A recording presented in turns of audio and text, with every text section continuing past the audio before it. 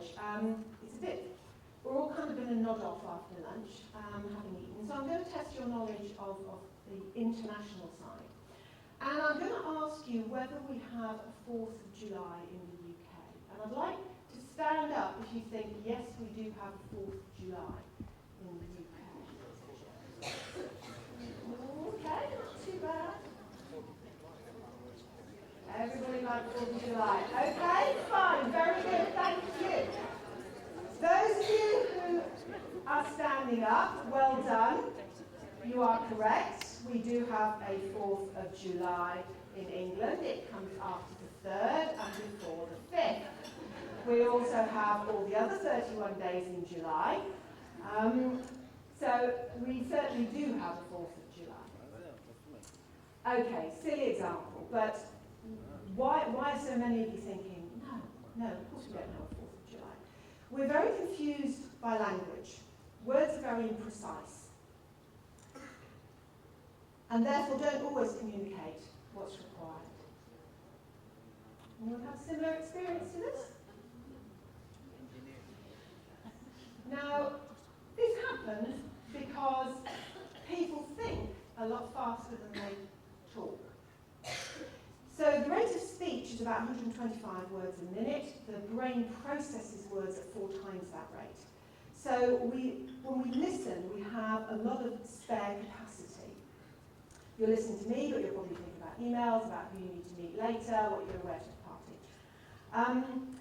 Therefore, we start by listening, and then sometimes we get a bit bored. We take a little bit of a mental holiday. We start to plan dinner. We start to think about what we're doing at the weekend, or what awful shirt they're wearing. And sometimes we're already planning the answer to what hasn't yet been said. And then a little bit like the tortoise and the hare, we race off thinking we know what has been said, and then suddenly realise that we may have missed a few bits. So then we need to fill in the bits that we've missed, and we don't ask clarification because we kind of assume we know because we've missed those bits, but we move on. And the problem is that language is actually not particularly good at conveying stuff. This is a lovely quote. The success of language in conveying information is highly overrated. I would concur with that. There are too many gaps in the way language is constructed, but we all fill in with a different frame of reference, those gaps that we find. So quite often we will have words which need quite a lot of filling in. And because we always have a different frame of reference, we appreciate something completely different. So if I am in the library and I'm asking for a book to be saved for me, and I say to the librarian, I'd like this book as soon as possible. Compare that to if I'm on the street calling for an ambulance as soon as possible. Now, those who work in those industries have a very different concept of what as soon as possible means. And when I was in account management, as soon as possible was a really interesting term that clients used to use with me. So a lot of words need clarification. These are some of them. You will probably have a lot more in your own industries and the areas that you work. And the reason we get so many issues is because communication is actually far more complex than we think in terms of the number of steps it goes through. And if you think about how it starts with me with something in my head. I've got a thought, an abstract thought that I need to put into this linear language. And the words I choose to express that thought, I may not be very good at choosing those words. And when you add a cultural dimension to that, it gets even more complicated because I effectively have less words to choose from. So encoding that message can be quite difficult. But my choice of words will always be influenced by lots of other things, not just my culture, maybe the organisation I come from, my experiences, my knowledge, lots of those things. My children use words were never in my vocabulary, okay? Just age is something, a very simple concept in terms of how it affects our language. Then we have to transmit the message. And email, poor phone lines can always cause things to not be heard or interpreted quite right.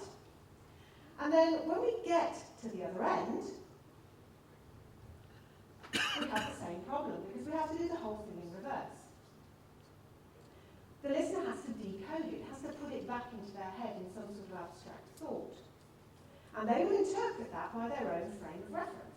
And they end up with something that was very different to what I started with in my head. But you see, we all know this, don't we? Everybody in this room knows that this happens. Because when our US client comes to the UK and says they want a small house, we know that he doesn't really mean a small house. So what do? We all know that we have to ask for clarification, we have to get feedback, we get more detail. We do that all the time. This is your bread and butter.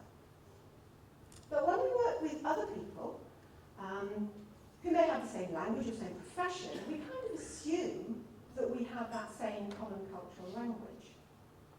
And that may not be the case. So here's a couple of examples. Let's say that I want to get a permit through in 10 days. Okay? So I'm being asked, can you get this through in 10 days? And in my head I'm thinking, well actually this is really hard without special legal input. But what I actually say, when I come to say it, is, well here it's not possible to get that through in 10 days. What the other person hears is, it's impossible. But of course, it is possible. We know it's possible. Therefore, they think, I must be incompetent because I've said it's impossible. They've heard something I never said, but I said something I never meant. Second example, let's assume, for example, RMC asks us that they need some details from the assignee that I'm meeting tomorrow, okay? I can't continue without these details, so maybe delay if you don't have them. But what they actually say to me is I need the information as soon as possible. And I'm thinking, okay, as soon as possible, when will I next see them? I'll see them in 2 days, that'll be fine. So we talked this morning about this concept of being proactive and following up on information. This is kind of one example. It's vital that we use that same feedback loop that we do when we're working with people from different cultures, with a lot of the relationships that we have that we normally work with. So trying to listen with curiosity, asking for clarification. Which words need clarification? What do they mean by things? Okay? It's stuff that we do all the time, and it's just applying it in a slightly different context.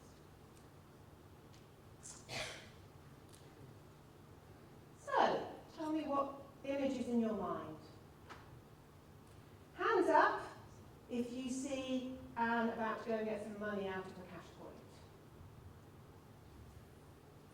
Okay, one. Okay. Somebody give me an alternative interpretation. She's going to rob a bank. She's walking by a bank. Any more?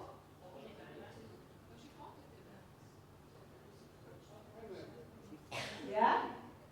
Okay. If you're a sailor in England, you might also see her in a boat. Okay. The experience is your frame of reference is meaning that your decoding is basically guesswork. You have no idea. So words don't have meaning.